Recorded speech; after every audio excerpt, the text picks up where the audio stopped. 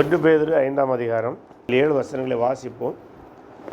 உங்களில் உள்ள மூப்பருக்கு உடன் மூப்பனும் கிறிஸ்துவின் பாடுகளுக்கு சாட்சியும் இனி வெளிப்படும் மகிமைக்கு பங்காளியுமாயிருக்கிற நான் புத்தி சொல்கிறது என்னவென்றால், உங்களிடத்துள்ள தேவனுடைய மந்தையை நீங்கள் மேய்த்து கட்டாயமாய் அல்ல, மனப்பூர்வமாயும் அவலட்சணமான ஆதாயத்திற்காக அல்ல, உற்சாகமானதோடும் சுதந்திரத்தை இருமாப்பாய் ஆளுகிறவர்களாய் அல்ல, மந்தைக்கு மாதிரியாயும் கண்காணிப்பு செய்யுங்கள். அப்படி செய்தால் பிரதான மேய்ப்பர் வெளிப்படும் போது மகிமையுள்ள வாடாத கிரீடத்தை பெறுவீர்கள். அந்தபடி இளைஞரே, மூப்பருக்கு கீழ்ப்படியுங்கள். நீங்கள் எல்லாரும் ஒருவருக்கு கீழ்ப்படிந்து மனத்தாமையை அழிந்து கொள்ளுங்கள். பெருமை உள்ளவருக்கு தேவன் எதிர்த்து நிற்கிறார், தாழ்மை உள்ளவர்களுக்கோ கிருபை அளிக்கிறார். ஆகையால் ஏற்ற காலத்தில் தேவன் உங்களை உயர்த்தும்படி அவருடைய பலத்த கைக்குள் அடங்கியிருங்கள். அவர் உங்களை விசாரிக்கிறவரானபடியால் உங்கள் கவலைகளையெல்லாம் அவர் மேல் வைத்து விடுங்கள்.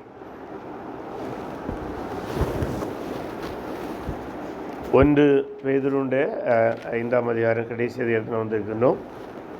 இந்த அதிகாரத்திலும் அவர் ஒரு சில ஆலோசனைகளை சபை மூப்பருக்கு சொல்கின்றார்.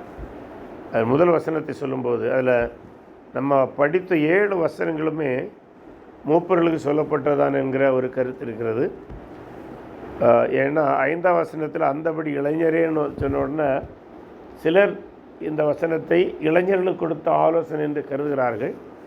ஆனால் வேறு சில அறிஞர்கள் இளம் வயதில் இருக்கிற கர்த்தருடைய பணியாளர்களே தான் அவர் சொல்கிறாரு.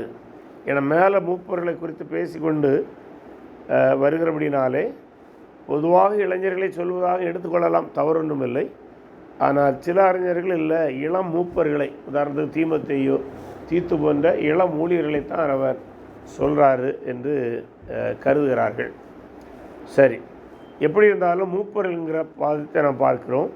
பொதுவாக இந்த முதல் 3 வசனங்களை நீங்கள் கவனிச்சிங்கன்னா, மூப்பர், மேய்ப்பர், அதுபோல் கண்காணிங்கிற 3 வார்த்தை அதில் இருக்க முடியும். பாருங்கள், மூப்பருங்கிற வார்த்தை வருகிறது. அடுத்ததாக 4ஆம் வசனத்தில் மேய்ப்பருங்கிற வார்த்தை இருக்கிறது, பிரதான மேய்ப்பர். அடுத்ததாக அதே 3ஆம் வசனத்தில் கண்காணிப்பு என்கிற வார்த்தை வருகிறது. பொதுவாக அப்போஸ் நடவடிக்கை புஸ்தகம் அதிலும் 20ஆம் அதிகாரம் நினைக்கின்றேன், அதில் இந்த 3 வார்த்தைகளும் மாறி மாறி பயன்படுத்தப்படும். அது எதற்கு அந்த 3 வார்த்தைகளும் ஒன்றோடு ஒன்று தொடர்புடையதென்றால், சில சபைகளிலே பாஸ்டர்னு சொல்கிறோம், அதாவது மேய்ப்பர், தமிழில் மேய்ப்பர். சில சபை பிரிவுகளில் மூப்பர்னு சொல்லுவாங்க. சில சபை பிரிவில் கண்காணி, சூப்பரண்டன்னு சொல்லுவாங்க. இப்படி பல்வேறு பதங்கள் சபை மேய்ப்பருக்கு அல்லது சபையுடைய ஊழியம் செய்கிறவர்களுக்கு இருக்கிறது. இன்னும் வேறு பதங்களும் இருக்கின்றன. கர்த்தருடைய ஊழியக்காரர் என்று சொல்கிறவங்க இருக்கிறாங்க. ஆனால் புதிய ஏற்பாட்டில் இந்த 3 பதங்களுமே ஒரே பதவியை அல்லது ஒரே பணியை தான் நான் சொல்லுகின்றன. மூப்பர் என்று ஏன் சொல்கிறது என்றால், கர்த்தருடைய பணியை செய்கிறவர்கள் சற்று வயதில் மூத்தவர்களாக இருக்க வேண்டும். நம்ம தீமோத்தேயு படிக்கும்போது மூப்பர் சொல்லும்போதே அவர் திருமணமாகி குழந்தைகளை பெற்று பிள்ளைகளை வளர்த்து ஆளாக்கினவர்கிற பொருளில் கூட வருகிறது. ஆகவே பொதுவாக மூப்பர் என்று சொல்கிறவர்கள் வயதில் முதிர்ந்தவர்கள். அடுத்ததாக அவர்கள் செய்கிற பணி மேய்த்தல். மேய்த்தல் சொல்லும்போது இது ஒரு இடியமாகத்தான் பயன்படுத்தப்படுகிறது. பழையற்பாடில் நீங்கள் மேய்ப்பருங்கிற வார்த்தையை ஆடு மேய்ப்பவர்களுக்கும் பயன்படுத்தப்பட்டதை பார்க்க முடியும். தீர்க்க தரிசன புஸ்தகத்தில் மேய்ப்பருங்கிற வார்த்தை பல இடங்களிலே ராஜாக்களை குறிக்க பயன்படுகிற வார்த்தை. அதாவது நாட்டுடைய ஆளுகை செய்கிற தலைவர்களை சொல்கிற வார்த்தையாக இருக்கும். அதில் தான் மேய்ப்பனை வெட்டுவேன், அந்த வார்த்தைகள் எல்லாமே தலைவர்களை குறிக்க பயன்படுகிற வார்த்தைகள். அதுபோல தான் இங்கே சபையை நிர்வகிக்கிறதான தலைவரை குறிக்கிற வார்த்தை. அடுத்தது கண்காணிப்புங்கிற வார்த்தை. ஏன்னா அவர் மூப்பராக இருந்தால் மட்டும் போதாது, சபையை மேய்க்கிறவராக மட்டும் இருந்தால் போதாது, சபையை கண்காணிக்கிறவராக இருக்க வேண்டும். கண்காணிப்பு என்ன? சபை நிர்வாகம் சார்ந்த பணி மட்டுமல்ல, ஆவிக்குரிய காரியங்களிலும் சபை விசுவாசிகள் அல்லது சபை இருக்கிற கிறிஸ்தவர்கள் தவறான இடங்களிலே தவறான விதத்தை போய்விடக்கூடாது என்பதை கண்காணிப்பது. ஆகவே அவர் வயதில் மூத்தவர், மந்தையை மேய்ப்பராக ஒரு தலைமையேற்று நடத்த வேண்டும். அடுத்து கண்காணிப்பு செய்ய வேண்டும், சபையுடைய அனைத்து காரியங்களையும் கண்காணிக்க வேண்டும். அது ஒரே மனிதரைத்தான் அது சொல்கிறது. ஆனால் இன்றைக்கு சபைகளிலே பலவேளை பாஸ்டர்னு சொல்லுவாங்க, தமிழில் மேய்ப்பர்னு சொல்ல முடியும். ஆனால் இன்றைக்கி மேய்ப்பர்னு கூட யாரும் நம்ம தமிழ்நாட்டில் சொல்ல கிடையாது. ஏன்னா அதை ஒரு தவறான இழி வார்த்தையாக கருதுகிறார்கள். அதுக்கு பதிலாக சில ஆயர் என்று சொல்லுவாங்க. ஆயர் என்றால் வேறு யார்? ஆடு மேய்ப்பவர் தான், வேறு ஒன்றுமில்லை. சிலர் ரெண்டு வார்த்தையும் தவிர்த்து விட்டு போதகர்னு சொல்லுவாங்க. ஆனால் போதகர் என்பது அது பணி வேறு, அது முற்றிலுமாக டீச்சிங். ஆனால் பாஸ்டருங்கிற பணியும் அவர் மூப்பராக இருக்க வேண்டும் என்பதும் கண்காணிப்பை செய்ய வேண்டியதும் பொதுவாக சபையினுடைய தலைவரை குறிக்கிறது. அந்த தலைவரை நீங்கள் மூப்பர் என்று அழைத்தாலும் சரி, அவரை மேய்ப்பர் என்று அழைத்தாலும் சரி, அவரை நீங்கள் கண்காணி என்று அழைத்தாலும் சரி, எந்த வார்த்தையில் அழைத்தாலும் அவர் சபை தலைவரை தான் குறிக்கிறது. ஆகவே நாம் இந்த வசன பகுதியை அந்த கருத்திலிருந்து தான் அணுக வேண்டும். அதாவது சபையை தலைமையேற்று நடத்துகிறவர், அதாவது தலைமையேற்று நடத்துகிறவர்னால் எல்லாருக்கும் மேலே அப்படி அல்ல. இந்த வசன பகுதியிலே அப்படி சொல்லப்படவில்லை. அதை என்ன சொல்லுவாங்கன்னா, பொலிட்டிக்கல் ஒரு வார்த்தை சொல்லுவாங்க. உதாரணத்துக்கு நம்ம இந்தியாவில் மற்ற நாடுகளையும் பல நாடுகள் இது இருக்கிறது. பிரைம் மினிஸ்டர் இருக்கிறான்னு வச்சுடுங்களா, அதுக்கு அட்மினிஸ்ட்ரேட்டிவ் டேர்ம் என்னென்னா ஃபஸ்ட் அமங் த ஈக்குவல்ஸ் அப்படின்னு என்ன அர்த்தம்? எல்லோரும் சமந்தான். மந்திரி சபையில் இருக்கிற அனைத்து கேபினெட் மினிஸ்டரும் சமந்தான். ஆனால் அந்த சமமாக இருக்கிறவர்கள் ஒருவர் முன்னே நிற்பார். அதே போன்ற பதம் தான் இது. ஆனால் இன்றைக்கி அது அப்படி தான் மக்கள் புரிந்திருக்கிறார்கள் என்பதும் கேள்விக்குறி. போதகர்களும் அப்படி தான் நடந்து கொள்கிறார்களா என்பதும் கேள்விக்குறி. அதனால்தான் இங்கேயும் ஆதி சபையில் அப்படி ஏதோ ஒரு பிரச்சனை இருந்திருக்கிறது. அதனால தான் அவர் தெளிவாக சொல்கிறார், உங்களுக்குள்ள மூப்பர் உடன் மூப்பரும். அப்படின்னா I am also one among you இல்லையா? இன்றைக்கி சிலர் சொல்கிறாங்க பேதுரு தான் ஃபஸ்ட்டு போப், அவர் எல்லாத்துக்கும் மேலேன்னு. ஆனால் பேதுரு சொல்லார், நான் உங்களில் ஒரு ஆள்னு சொல்கிறார். நான் உங்களுக்கு மேலேன்னு சொல்லலை, உங்களில் ஒரு ஆள். அடுத்த சொல்கிறாரு அப்படின்னா அது ப்ரெசன்ட் பொசிஷன், அவருடைய ப்ரெசன்ட் பொசிஷன். அடுத்த சொல்கிறாரு, கிறிஸ்துவின் பாடுகளுக்கு சாட்சியும், கிறிஸ்து பாடுபட்டதை நான் பார்த்தேன் கண்டேன். அது அவருடைய வாழ்க்கையுடைய பாஸ்ட்டை குறித்து சொல்கிறார். அடுத்தது, இனி வெளிப்படும் மகிமைக்கு பங்காளியுமாயிருக்கிற நான் புத்தி சொல்கிறது என்னவென்றால் ஃப்யூச்சரை பற்றி சொல்கிறார். அப்போ இந்த ஒரு வசனத்தில் ப்ரெசண்ட்டு, பாஸ்ட்டு, ஃப்யூச்சர் மூன்றையுமே அவர் எடுக்கிறார். அதில் ஒன்று, இனி வெளிப்படும் மகிமைக்கு என்று சொல்லும்போது கிறிஸ்துவினுடைய வருகையையும் சொல்லலாம், மேசியாவுடைய ஆளுகையையும் சொல்லலாம். அவர் எதை மனதில் வைத்து பேசினார் என்று தெரியாது. ஆனால் பொதுவாக மகிமை என்று புதிய ஏற்பாடில் பயன்படுத்தப்படுவது அவர் மகிமையோடு ஆட்சி அமைப்பதைத்தான் சொல்கிறார். நீங்கள் இந்த வார்த்தையை புதிய ஏற்பாடில் படிப்பீங்கன்னா பெரும்பான்மையான இடங்கள் இந்த இடம் வசனம் அவர் ஆட்சி அமைக்க, தன்னுடைய ராஜரீகத்தை, தன்னுடைய ராஜாங்கத்தை அமைக்க வருகிற போது அந்த வார்த்தை அதிகமாக பயன்படுத்தப்பட்டிருக்கும். வேறு இடங்களிலும் இருக்கிறது, இல்லை என்று சொல்லவில்லை. ஆனால் அதிகமாக இந்த இடத்துல தான் பயன்படுத்தப்பட்டிருக்கும்.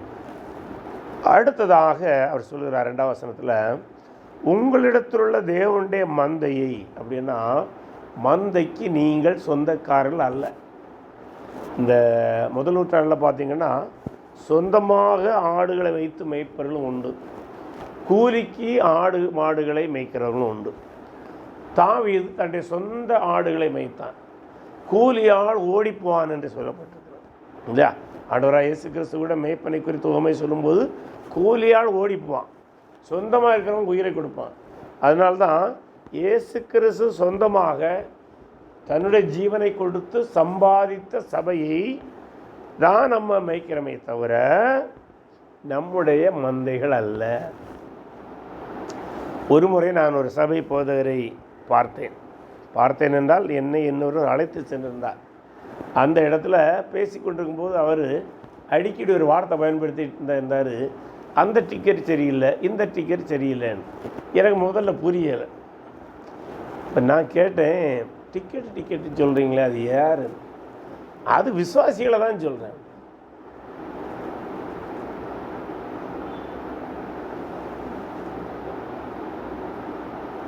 எனக்கு என்ன சொல்லணும்னு புரியலை. ஆனால் அப்படி அல்ல, தேவனுடைய மந்தை தேவன் சம்பாதித்தது அதுதான் மேய்க்கிறமே தவிர அது கிழித்து தூர வீசுகிற இல்லை. டிக்கெட்டை வாங்கணுன்னு அதில் என்ன எழுதியிருக்கோம்?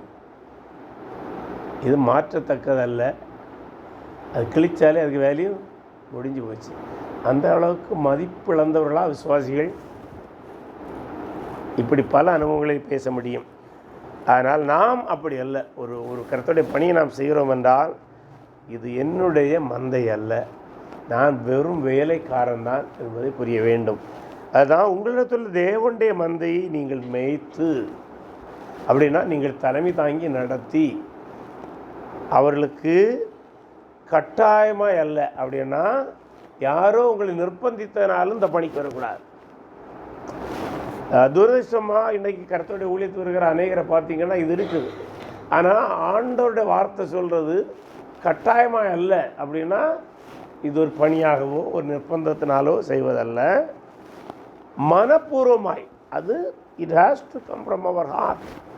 நம்முடைய இருதயத்திலிருந்து நான் இந்த மூப்பர் பணிக்காய் வந்திருக்கின்றேன், நான் இந்த மேய்ப்பர் பணிக்காய் வந்திருக்கின்றேன் என்கிற எண்ணம் வர வேண்டும். பல வேளைகளில் இது குறைவாக இருக்கிறதை இன்றைய காலங்களிலே ஒருவேளை நீங்கள் காண முடியும். அது சற்று வேதனையானதுதான். ஆனால் கர்த்தருடைய பணியாளன் மனப்பூர்வமாய் வர வேண்டும். அடுத்த வார்த்தை மிக மிக முக்கியமானது. அவலட்சணமான ஆதாயத்திற்காக அல்ல. அப்படியானால் பணம் கிடைக்கும் அல்லது பொருளாசையினால் வரக்கூடாது. இதெல்லாம் நீங்கள் பார்த்தீங்கன்னா இன்னைக்கு கிறிஸ்தவம் எங்கேயோ போயிருக்கும். நீங்கள் எப்படி போயிருக்கீங்கன்னு தெரியாது. சற்று வேதனையான ஒரு நிகழ்வு. அவலட்சணமான ஆதாயத்திற்காக அல்ல, அதற்காக கர்த்தருடைய பணி செய்யக்கூடாது, குறிப்பாக மேய்ப்பராக வரக்கூடாது. அடுத்த வார்த்தை உற்சாக மனதோடும். பாருங்கள், இப்போ ஒரு மேட்ச் எடுத்து பாருங்கள். கட்டாயமாக அல்ல, அவலட்சணமான ஆதாயத்திற்காக அல்ல, இப்படி இந்த நோக்கத்தில் வரக்கூடாது. மனப்பூர்வமாயும் உற்சாக மனதோடும். மனப்பூர்வமாய் வந்துட்டு பலருக்கு உற்சாகம் இழந்து போகும். கர்த்தருடைய பணியில் வரும்போது பலருக்கு கொஞ்சம் ஆண்டுகள் போய் என்னைக்கும் ஒரே போல் ஊழியம். உதாரணத்துக்கு சில பாஸ்டர்ஸ் ஒரு 50-60 மெசேஜ் எழுதி வச்சுருப்பாங்க. என்னோட 2-3 பாஸ்டர் சொல்லியிருக்கிறாங்க. அவங்கள 5 வருஷம் ஒன்று ஒரு சர்ச் இல்லை. அப்போ எல்லா சண்டேயும் பண்ணாலும் எத்தனை 60 மெசேஜ் தான். 60 மெசேஜ் எழுதி வச்சுருப்பாங்க. ஒரு பாஸ்ட் 1-2 சொன்னது, அடுத்த சர்ச்சில் இதே மெசேஜ் தான், அடுத்த சர்ச்சில் அப்படி இந்த மெசேஜை 4 தடவை 5 தடவை பண்ணும்போது ரிட்டையர்டு. அப்படின்னு என்ன காட்டுகிறது? நான் என் வாழ்க்கையில் எதையும் முயற்சிக்க மாட்டேன். கல்லூரியில் படிக்கும்போதோ எப்போதோதோ ஒரு 60 செய்தியை நான் சேகரித்து வைத்து விட்டு அதை தலைகளாகவோ முன்னும் பின்னுமாட்டு பாய்ந்த போட்டு பேசிட்டா போதும். அப்படி அது எதனா உற்சாக குறைவை காட்டுகிறது. ஒவ்வொரு ஞாயிற்றுக்கிழமையும் நம்ம சமூகத்தில் கர்த்தருடைய பாதத்தில் இருந்து செய்தி எடுக்க வேண்டும். நான் ஒரு முறை ஒரு பிரசங்கத்தை கேட்டேன். 1 hour பிரசங்கம் பண்ணார். அருமையான ஒரு செய்தி. வெளிநாட்டை சேர்ந்தவர், என்னுடைய ஒரு ஆசிரியராக இருந்தார். அப்போ நான் கேட்டேன், இந்த செய்தியை நீங்கள் எவ்வளோ நாள் தயாரிச்சிங்க? அப்போ சொன்னார், அது அமெரிக்கன்ஸ் பொதுவாக ஹவர்ஸ்லான்னு சொல்லுவாங்க. அவர் சொன்னார், நான் 1 hour பிரசங்கம் பண்ணதுக்கு 100 hours I will spend in reading the books. எப்படி இருக்கு? 1 மணி நேரம் நான் செய்தி தயாரிக்கணும்னா at least 100 hours I will spend in reading and devotion and praying. ஏனென்றால் அந்த உற்சாகமானது அது இருக்கிறனால ஒவ்வொரு ஞாயிற்றுக்கிழமை நம்ம இப்படி ஒரு மெசேஜ் கொடுக்கணுமே என்கிற ஒரு ஆர்வம். அடுத்ததாக அதே விதமாக சொல்லார், சுதந்திரத்தை எருமாப்பாய் ஆளுகிறவர்களாய் அல்ல.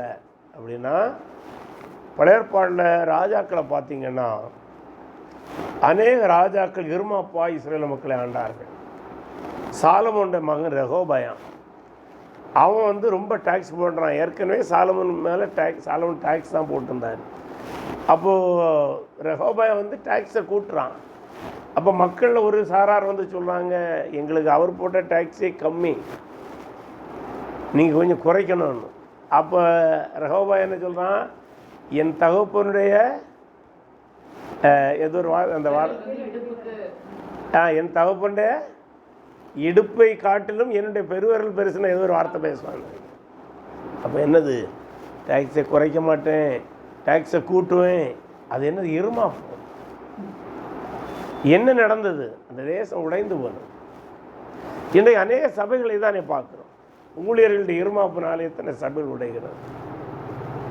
ஏன்னா கர்த்தருடைய பணி என்ன, இது மந்தை, கர்த்தருக்கு நான் கணக்கு கொடுக்க வேண்டும் என்கிற எண்ணம் இல்லாதனால் அது வரலாம். அது மட்டுமல்ல, மந்தைக்கு மாதிரிகளாகவும் கண்காணிப்பு செய்யுங்க. நீங்கள் சபையை கண்காணிக்கலாம். சபைக்கு கண்காணிக்கணும் என்னென்னா, ஒரு நாள் ஒரு சபையில் உள்ள ஒரு விசுவாசி கம்ப்ளைண்ட் பண்ணார், பாஸ்டர் கண்காணிக்கிறேன் ராத்திரி 10 மணிக்கு கதை தட்டுறார். எதுக்கு 10 மணிக்கு கதை தட்டுறாருன்னா, நாங்கள் டிவி பார்க்குறோமான்னு கண்காணிக்க வந்தாராம்.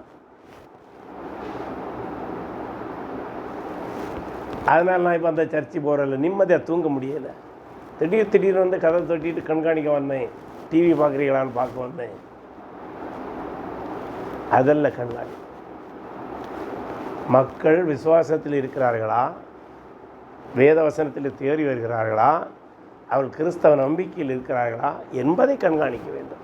அவன் என்ன சாப்பிட்றான், என்ன சமைக்கிறான், அப்போதல்ல. ஒருவேளை ஒரு வீட்டில் ஆகாரம் இல்லாமல்னா அதை கவனித்து நம்ம கொடுக்கலாம், அது வேறு. மற்றபடி அவன் டிவி பார்க்குறானா, அவன் வாட்ஸ்அப் பார்க்குறானா, அது கவனிக்க வேண்டியது பாசிட்டிவ் வேலை அல்ல. அப்படி இருந்தாலும் ஆலோசனை சொல்லலாம். அது ஒரு ஒரு என்ன சொல்லலாம், நீங்கள் இப்படி செய்யாமல் இருங்க சொல்லலாமே தவிர, வீட்டில் போய் கதவை தட்டி கதை திறங்க நீங்கள் டிவியை பார்க்கலான்னு பார்த்தா இப்படி.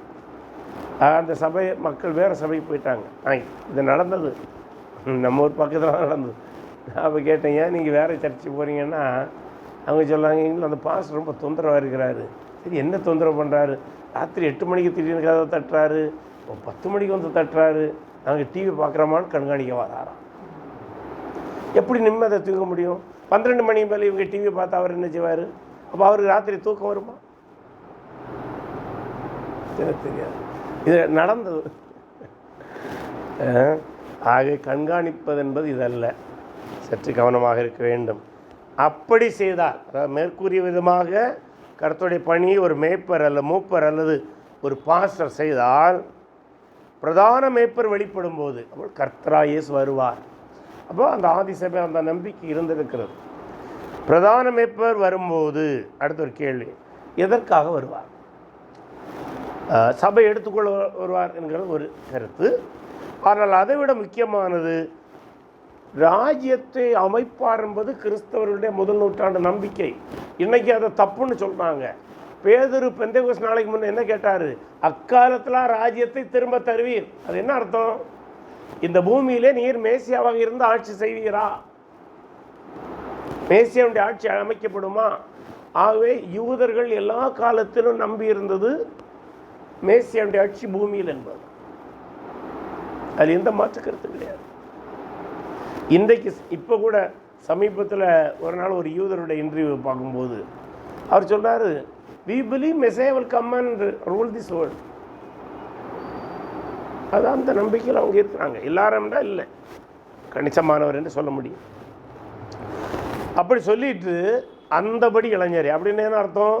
மேலே மூப்பர்களுக்கு நான் சொன்னேன்ல, அதுபோல் இளைஞர்களாகி நீங்கள், குறிப்பாக இளவியதில் இருக்கிறதான கர்த்தருடைய பணி செய்கிறவர்கள், நீங்கள் மூப்பருக்கு கீழ்ப்படிங்க. அப்படின்னா உங்களை விட வயதில் மூத்தவர்களுக்கு கீழ்ப்படியுங்கள், அல்லது கர்த்தருடைய பணியை செய்கிறவர்களுக்கு கீழ்ப்படியுங்கள். நீங்கள் எல்லோரும் ஒருவருக்கொரு கீழ்ப்படிந்து மனத்தாழ்மையை அணிந்து கொள்ளுங்கள். இல்லையா?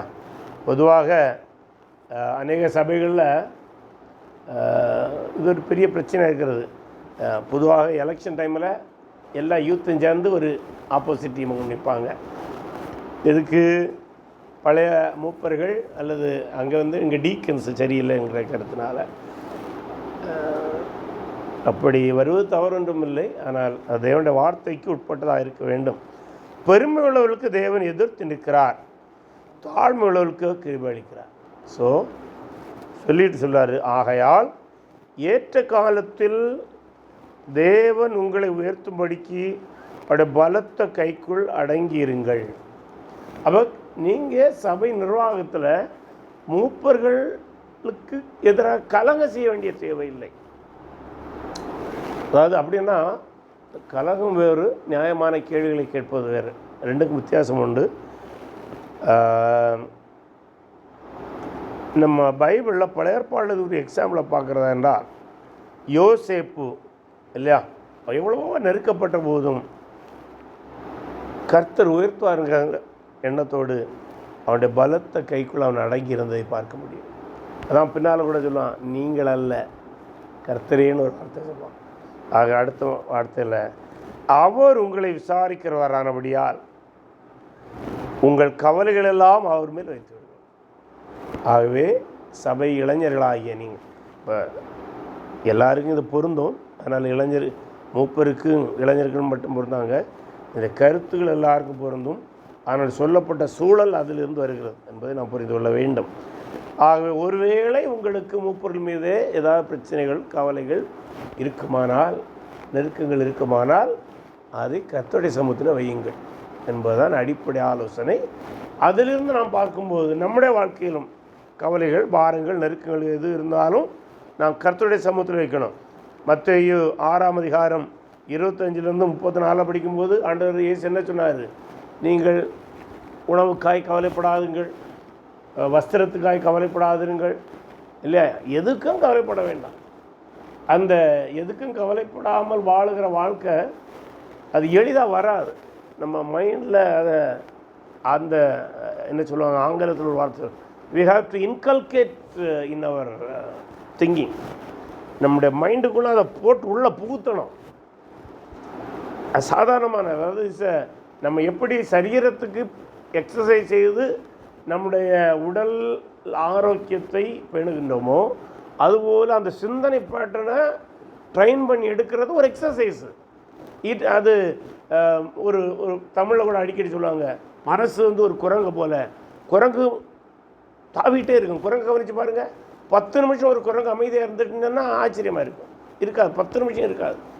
10 நிமிஷம் ஒரு எந்த குரங்கும், நான் குரங்கு ரொம்ப கவனிச்சிருக்கிறேன். நான் பெங்களூரில் ஒரு இடத்துல இருக்கும்போது பக்கத்தில் எக்கச்சம் குரங்கு இருக்கும், கவனிச்சுட்டே இருப்பேன். ஒரு குரங்கும் சும்மா இருந்ததே கிடையாது. ஒன்றும் இல்லைன்னா பக்கத்தில் இருக்கிற குரங்கு நோண்டிட்டு தான் இருக்கும். அப்போ மைண்டு அதுக்கு இல்லை. ஆனால் நம்ம அப்படியா இல்லை, நம்ம குரங்குக்கு பிறக்கல இல்லை. எதோ விஞ்ஞானிகள் ஏதோ தப்பாக சொல்கிறாங்க. நம்ம மைண்டு அப்படி சாடிக்கிட்டே இருக்கக்கூடாது. We have to train our mind, inculcate our mind. அப்போ தான் நம்ம என்ன செய்ய முடியும், அவையிலிருந்து வெளியே வர முடியும். அடுத்ததாக உண்மையிலே சொல்ல போனால் கவலைகளை நம்ம எப்படி அந்த மைண்டை பயிற்சி கொடுப்பது. அடுத்த தெளிந்த புத்தி உள்ளவர்களாயிருங்கள். இந்த வார்த்தையை நம்ம அடிக்கடி தியானிச்சுருக்கிறோம் மீண்டும். ஏன்னா பவுலும் இந்த வார்த்தையை பயன்படுத்துகிறாரு, பேதுரும் பயன்படுத்துகிறாரு. இப்போ முதல் நூற்றாண்டில் இது ஒரு மக்களுக்கு அடிக்கடி சொல்லணும், உங்கள் சிந்தனையில் தெளிவாக இருங்க. அதாவது சோபர் மைண்டட்னு நிறைய ஆங்கில பைபிளில் மொழிபெற்றிருப்பாங்க. அது கிரீக்கு மூலத்தில் அந்த வார்த்தையுடைய பொருள் என்னென்னா, ஒரு இந்த நம்ம சுத்தமான தண்ணிக்குள்ளே அங்கே என்ன கிடக்குன்னு ரொம்ப தெளிவாக தெரியும். கிறிஸ்டல் கிளியர்னு சொல்லுவாங்க எல்லாம். இப்போ கூட நம்ம இந்த மலை பிரதேசங்களுக்கு போய் பார்த்தோன்னா அந்த ஓடைகளில் அடியில் கிடக்கிற கல் மேலே கண்ணாடி போல தெரியும். அதுதான் தெளிவான தண்ணீர், எந்த விதமான பொல்யூஷனும் இல்லாமல் அசுத்தம் இல்லாமல் இருக்கிறதான தண்ணீர். அதுதான் மைண்ட். அப்படின்னா your mind has to be so clear.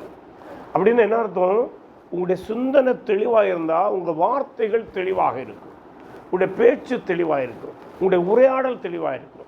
நீங்கள் சொல்ல வருகிற கருத்தை மக்கள் எளிதாக புரிந்து கொள்வார்கள் இல்லையா? அதான் சொன்னார், நீங்கள் தெளிந்த புத்தி உள்ளவர்களாக இருங்கள். கிறிஸ்தவர்களுக்கு ரொம்ப தெளிந்த மைண்ட் இருக்கணும். ஆனால் இருக்குதா? இன்றைய போதனைகள் அப்படித்தான் இருக்கிறதா? விழித்திருங்கள் இஸ் எ மிலிட்ரி வேர்டு. ஒரு இராணுவ வீரன் படை யுத்த களத்தில் இருக்கும்போது எந்த சிறு அசைவையும் அவன் கவனித்து கொண்டே இருக்க வேண்டும். அந்த வார்த்தை தான் விழித்திருங்கள். நீங்கள் தூங்காமல் இரு அப்படி அல்ல பொருள், அந்த பொருளையும் சொல்லுகிறது. ஆனால் அதை விட நுட்பமான, ஏன்னா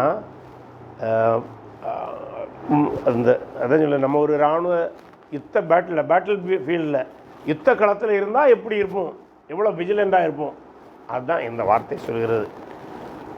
அதான் அடுத்த வார்த்தைக்கு விளக்கம் வருகிறது. ஏனெனில் உங்கள் எதிராளாகிய பிசாசானவன் கர்ச்சிக்கிற சிங்கம் போல எவனை விழுங்கலாமோ என்று வகை தேடி சுற்றி தெரிகிறான்.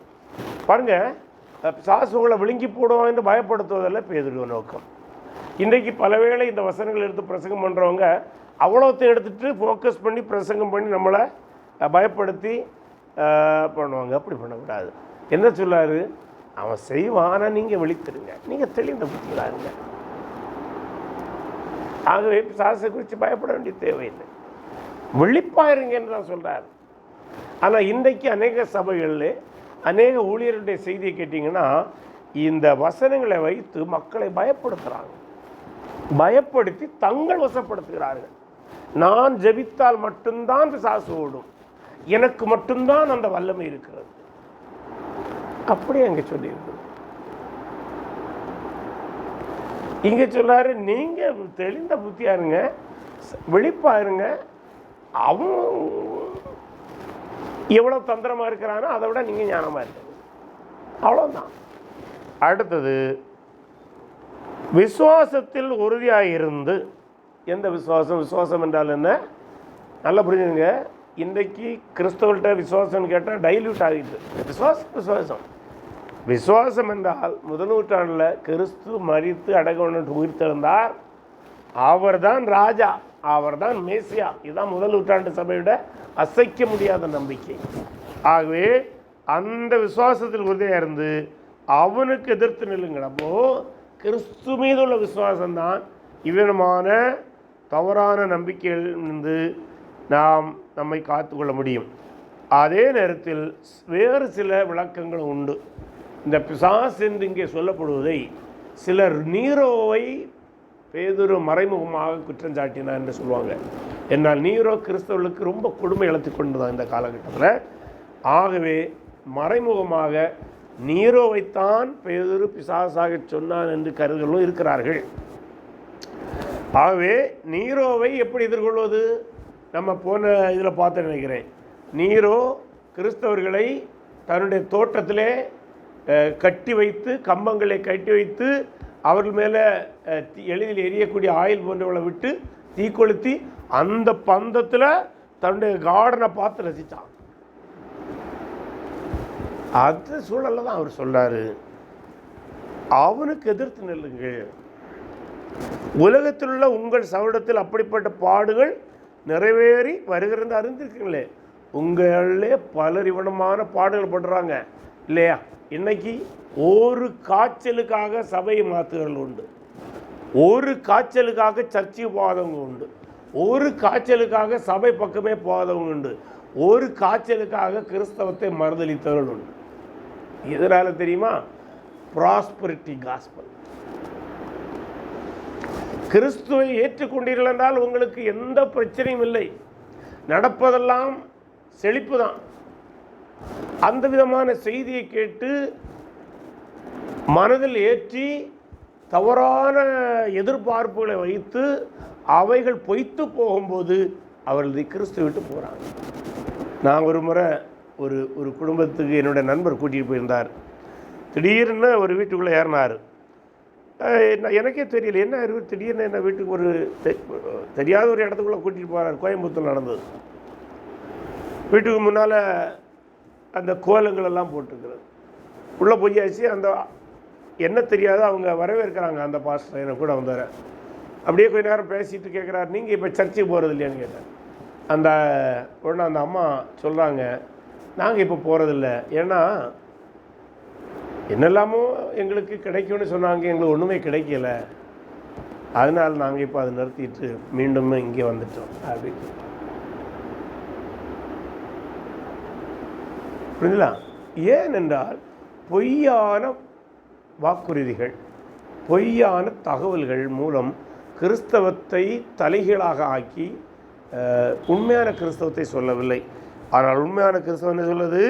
அப்படிப்பட்ட பாடுகள் நிறைவேறி வருகின்ற அறிந்திருக்கிறீங்க, நீரோ என்னெல்லாமோ பண்ணுறான், எல்லாம் உங்களுக்கு தெரியும், ஆனாலும் தெளிந்திருங்கள், விழித்திருங்கள், விசுவாசத்தில் உறுதியாக இருங்க.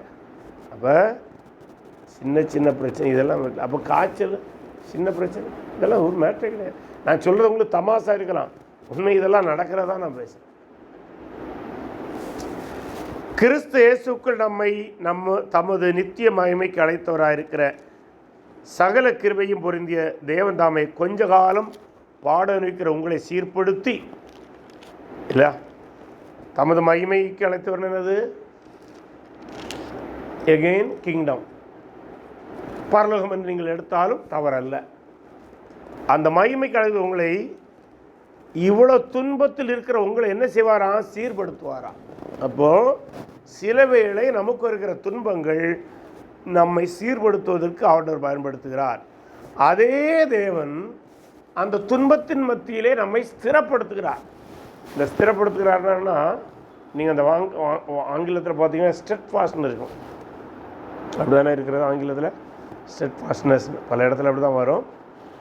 பொதுவாக ஆங்கிலத்தில் நிலை என்று சொல்கிற வார்த்தை எஸ்டியில் ஆரம்பிக்கும்.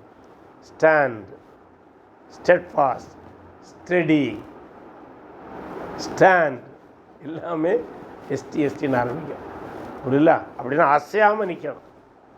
ஆகவே அவர் சொல்லுவார், அவர் உங்களை ஸ்திரப்படுத்தி, அவர் உங்களை ஸ்திரப்படுத்தி, பலப்படுத்தி நிலை நிறுத்துவாராக. இவ்வளோ அருமையான வார்த்தைகள். ஏன்னா அவ்வளவு நெருக்கம், புரியுதுல? நீரோண்டே நெருக்கம். சரி, நீங்கள் சாத்தாண்டே நெருக்கணும், எப்படி எடுத்தாலும் சரி, நீங்கள் எவ்வளோ மன உறுதி வேணும். அதான் சொன்னேன்ல, இன்றைக்கி சின்ன சின்ன காரியங்கள்னாலே விசுவாசத்திட்டு விலகி போகிற காலங்களிலே இவ்வளோ கொடிய துன்பத்தை அனுபவித்துட்டு முதல் நூற்றாண்டு கிறிஸ்தவம் வளர்ந்து வந்தது. ஏனென்றால் அப்போஸ்தலர்கள் அவங்கள பலப்படுத்திகிட்டே இருந்தாங்க, அவங்களோட ஆலோசனைகள் அவங்களோட மனசை பலப்படுத்திகிட்டே இருந்தது. ஆனால் இன்னைக்கு என்னது? நீ 4 டயரை வீட்டில் வாங்கி வச்சா உனக்கு கார் கிடைக்கும். உனக்கு எந்த கார் தேவையோ அந்த காருக்கு படத்தை வாங்கி வீட்டில் ஜெபாரையில் வச்சு ஜெபம் பண்ணு. அப்போ அந்த கார் கிடைக்காட்டா அவன் என்ன செய்வான்?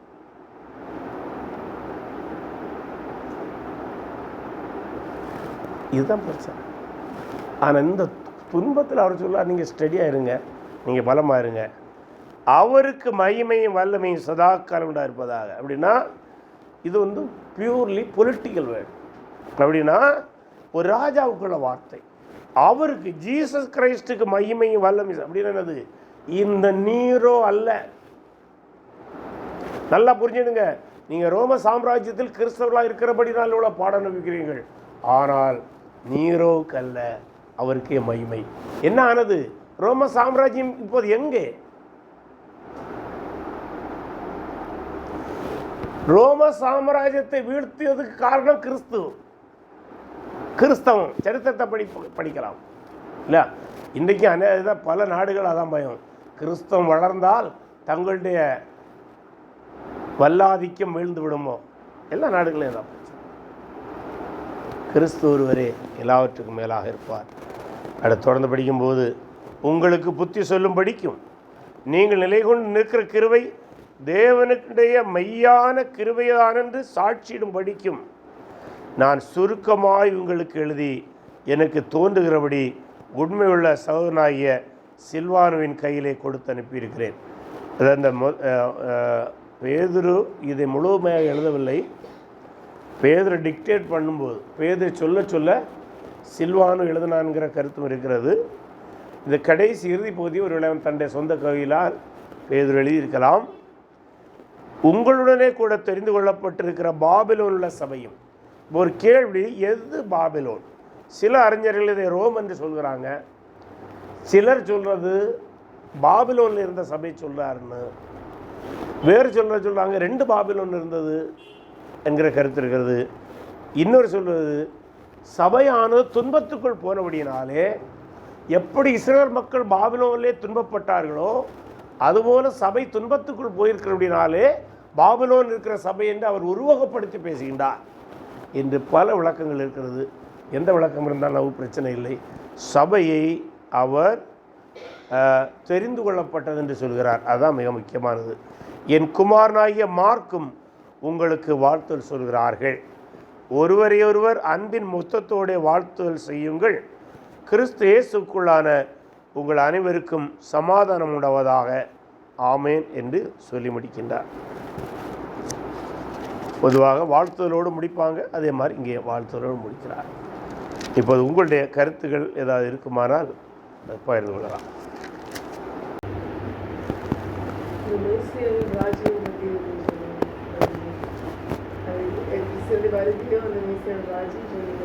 ஆமாம்,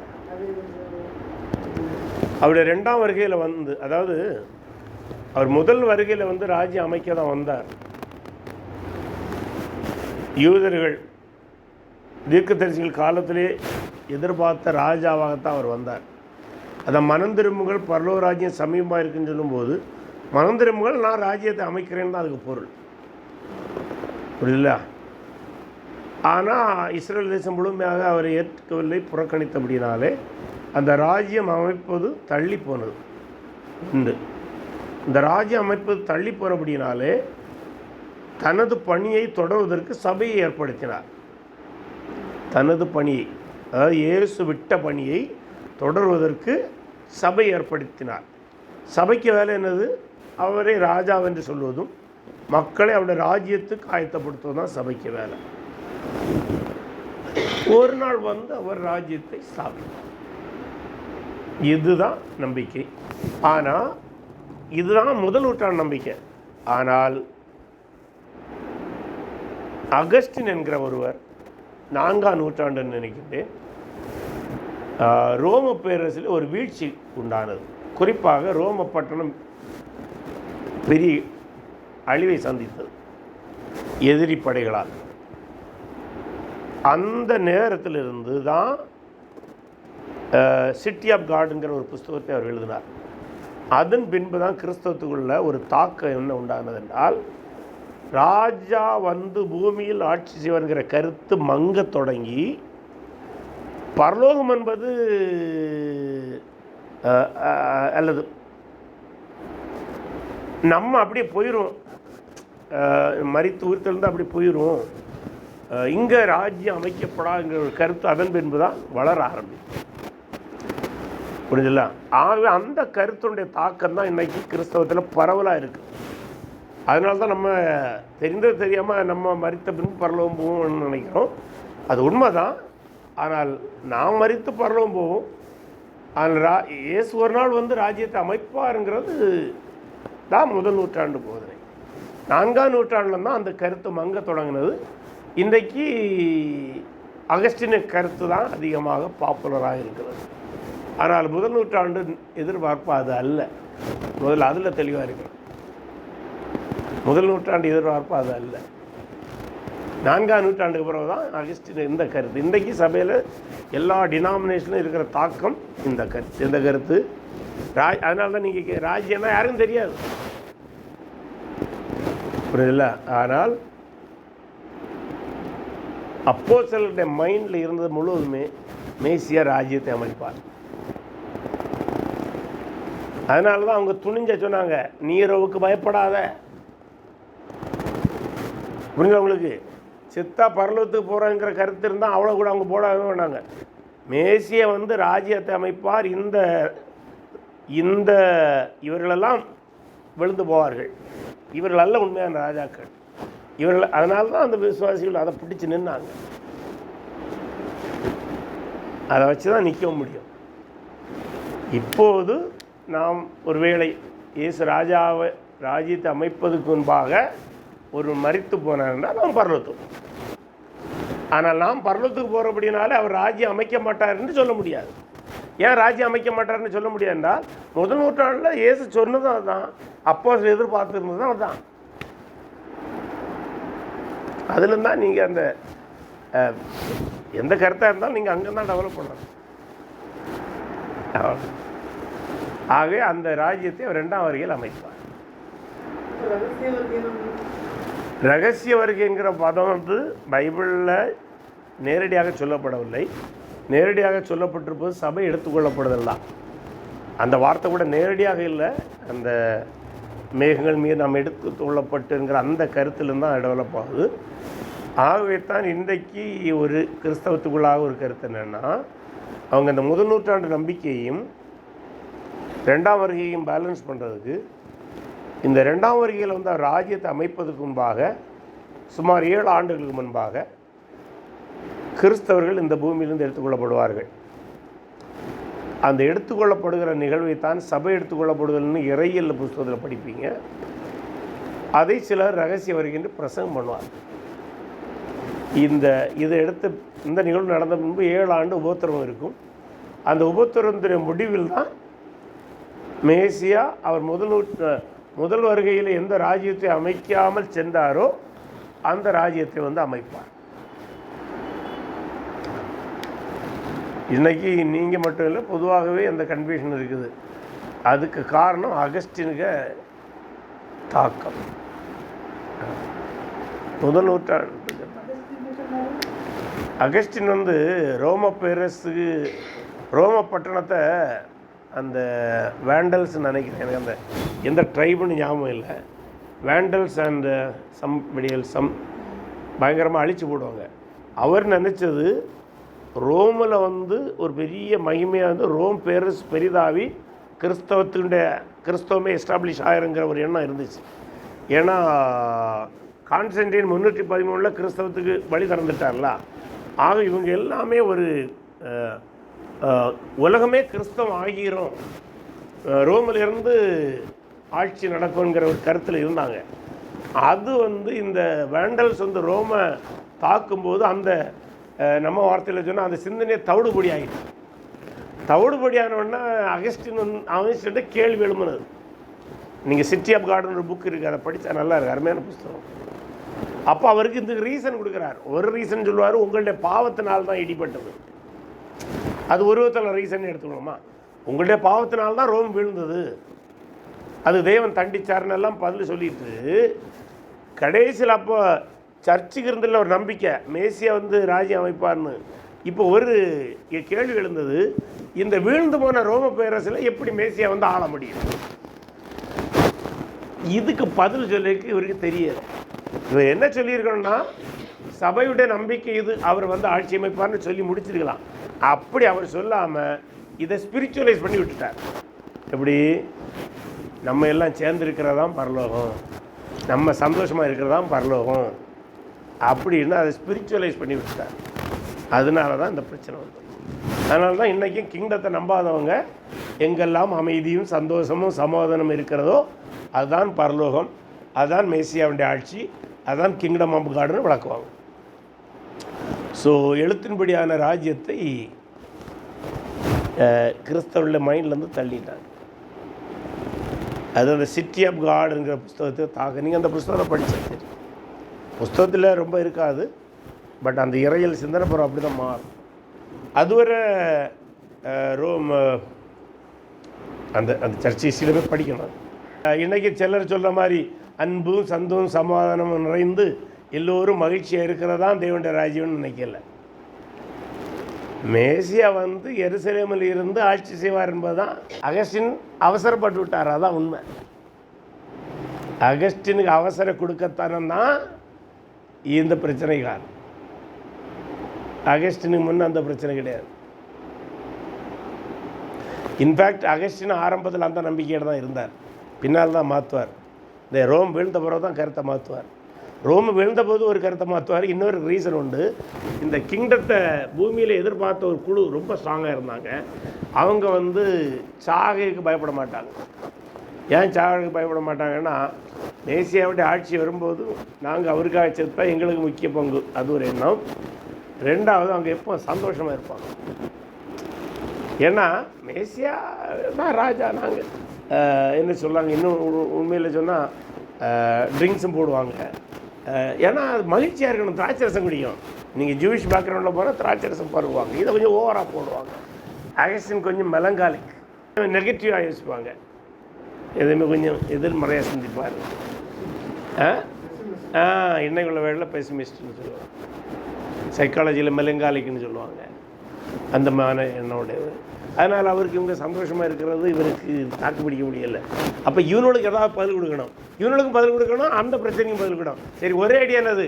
கிங்டம் என்பது மகிழ்ச்சி, சமாதானம், சந்தோஷம் தான் முடிச்சு. அப்போ சபைக்கு வேலை என்னது? சபைக்கு வேலை உலகத்தில் சமாதானம் சந்தோஷத்தை அறிவித்து எல்லாரையும் சமாதானமாக கொண்டு வரணும். அப்போ ராஜ்யம் வந்துடும். அதனால தான் கத்தோலிக்கர்கள் இன்றைக்கி அந்த கான்செப்டை தான் டெவலப் பண்ணுவாங்க. ரிஃபார்ம்டு சர்ச்சஸும் ஆல்மோஸ்ட் அதுதான் பண்ணுறாங்க. அதனால தான் அவங்க சொல்லுவாங்க, kingdom of God is nothing but peace and joy and அந்த மாதிரி சொல்லுவாங்க, ஜஸ்டிஸ்,